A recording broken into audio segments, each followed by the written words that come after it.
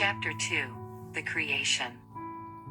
The Father and the Son engaged in the mighty, wondrous work they had contemplated, of creating the world. The earth came forth from the hand of the Creator exceedingly beautiful.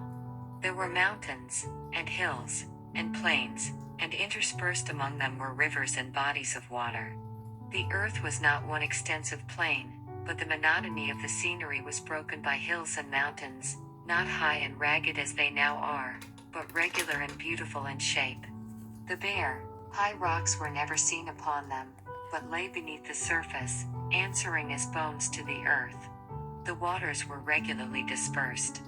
The hills, mountains, and very beautiful plains, were adorned with plants and flowers, and tall, majestic trees of every description, which were many times larger, and much more beautiful, than trees now are. The air was pure and healthful, and the earth seemed like a noble palace. Angels beheld and rejoiced at the wonderful and beautiful works of God.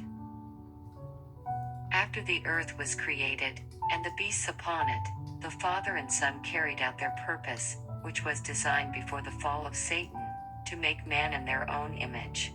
They had wrought together in the creation of the earth and every living thing upon it. And now God says to his Son, "Let us make man in our image." As Adam came forth from the hand of his Creator, he was of noble height, and of beautiful symmetry. He was more than twice as tall as men now living upon the earth, and was well proportioned. His features were perfect and beautiful. His complexion was neither white, nor sallow, but ruddy, glowing with the rich tint of health. Eve was not quite as tall as Adam. Her head reached a little above his shoulders. She, too, was noble, perfect in symmetry, and very beautiful. This sinless pair wore no artificial garments. They were clothed with a covering of light and glory, such as the angels wear. While they lived in obedience to God, this circle of light enshrouded them. Although everything God had made was in the perfection of beauty, and there seemed nothing wanting upon the earth which God had created to make Adam and Eve happy, yet he manifested his great love to them by planting a garden especially for them. A portion of their time was to be occupied in the happy employment of dressing the garden, and a portion in receiving the visits of angels, listening to their instruction, and in happy meditation. Their labor was not wearisome, but pleasant and invigorating. This beautiful garden was to be their home, their special residence. In this garden the Lord placed trees of every variety for usefulness and beauty. There were trees laden with luxuriant fruit, of rich fragrance, beautiful to the eye, and pleasant to the taste, designed of God to be food for the holy pair. There were the lovely vines which grew upright, laden with their burden of fruit, unlike anything man has seen since the fall. The fruit was very large, and of different colors, some nearly black, some purple, red, pink and light green. This beautiful and luxuriant growth of fruit upon the branches of the vine was called grapes. They did not trail upon the ground, although not supported by trellises, but the weight of the fruit bowed them down. It was the happy labor of Adam and Eve to form beautiful bowers from the branches of the vine, and train them, forming dwellings of nature's beautiful, living trees and foliage, laden with fragrant fruit.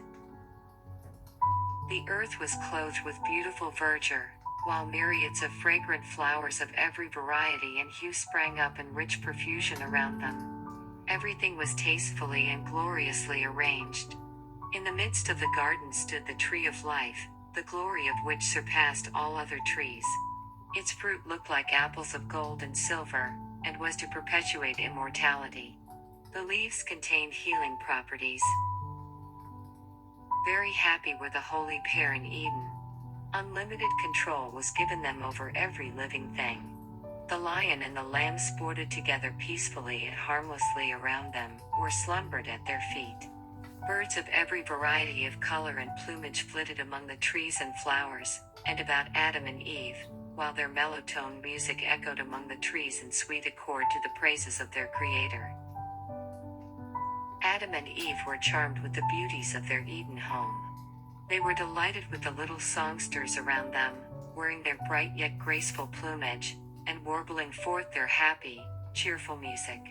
The holy pair united with them and raised their voices in harmonious songs of love, praise and adoration, to the Father and his dear Son, for the tokens of love which surrounded them. They recognized the order and harmony of creation, which spoke of wisdom and knowledge that were infinite. Some new beauty and additional glory of their Eden home they were continually discovering, which filled their hearts with deeper love, and brought from their lips expressions of gratitude and reverence to their Creator.